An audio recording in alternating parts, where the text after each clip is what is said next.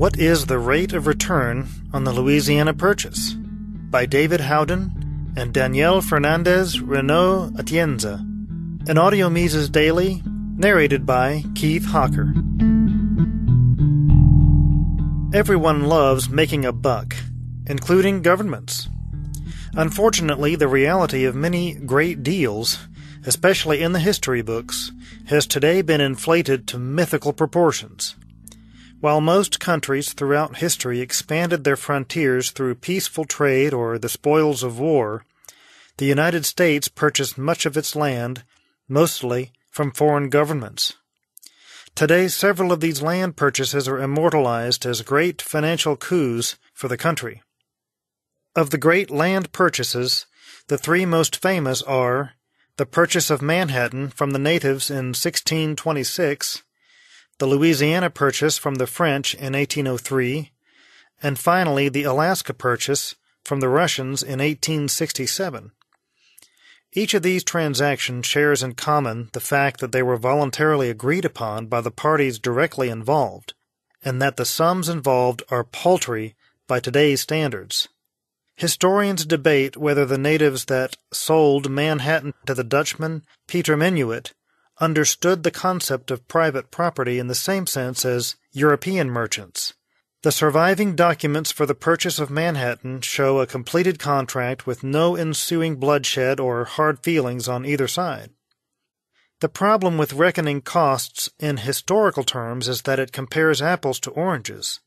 A dollar today just doesn't buy what a dollar bought in 1626, 1803, or even a decade ago. Adjusting for the effects of inflation throughout American history is a little complicated. Up until 1914, America had been on some form of gold or silver standard. There were several bouts of deflation during this time to mute the effects of inflation, which in general was quite tame. Inflation averaged 0.4% per year prior to 1914. In 1914, the creation of the Federal Reserve System changed everything dramatically. With the ability to economize on bank reserves and to create fiat money at whim, the inflation rate surged. Since 1914, the inflation rate has averaged about 3.5% per year. The Manhattan Purchase in 1626 had a historic cost of goods worth about 60 Dutch guilders, or 24 U.S. dollars. Inflation-adjusted value to 2014, $2,365. The Louisiana Purchase in 1803 cost $15 million. Inflation-adjusted value to 2014, $729 million. The Alaska Purchase in the year 1876 had a historic cost of $7.2 million.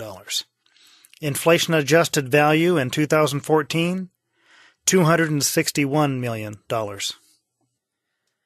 Adjusting the original purchase prices for inflation, they still look pretty good. In fact, the price Peter Minuit paid for all of Manhattan would today buy about a half square meter of condo real estate on the island. Not bad. Likewise, sitting smack dab in the middle of the Louisiana Purchase, farmland in eastern Nebraska today sells for about $7,000 an acre.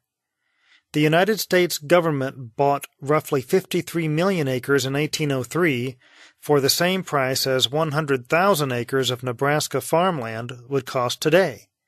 Again, that looks like a shrewd investment. But wait.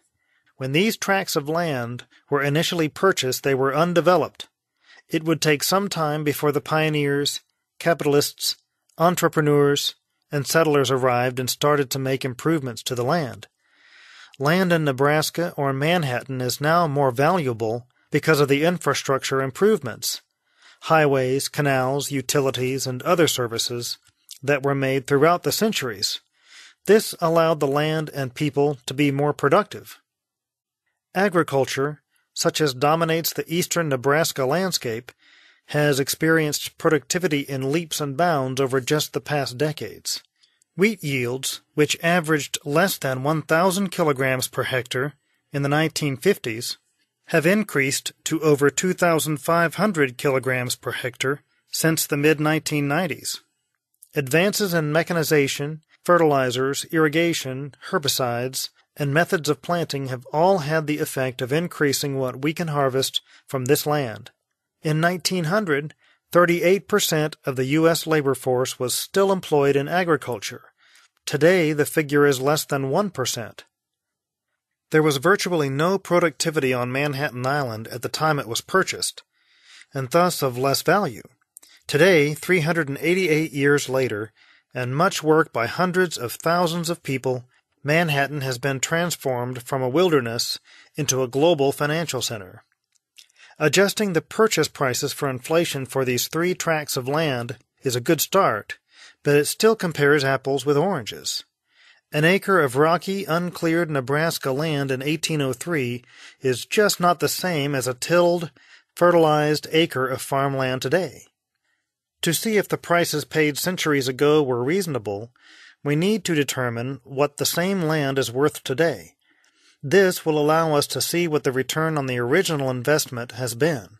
One way is to treat the current level of production in each region as a perpetuity to determine its present value. We will discount these future cash flows at the long-run rate of nominal GDP growth of 5.5%. The greater metropolitan area of New York City generated $1.3 trillion in income in 2012, roughly 8% of the American total. The present value of a perpetuity paying $1.3 trillion per year, ignoring growth, discounted at 5.5%, is just shy of $24 trillion. The Louisiana Purchase is more complicated, as its boundaries do not correspond to actual states today.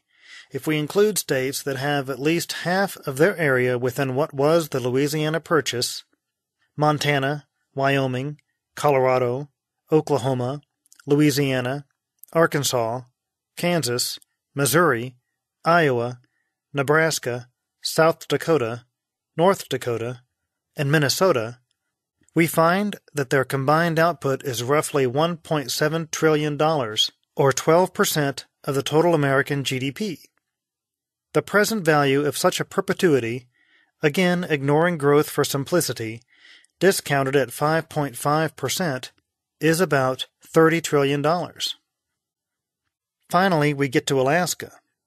The total output of this state was around $60 billion last year in 2013, or about 3.5% of the total GDP of the United States.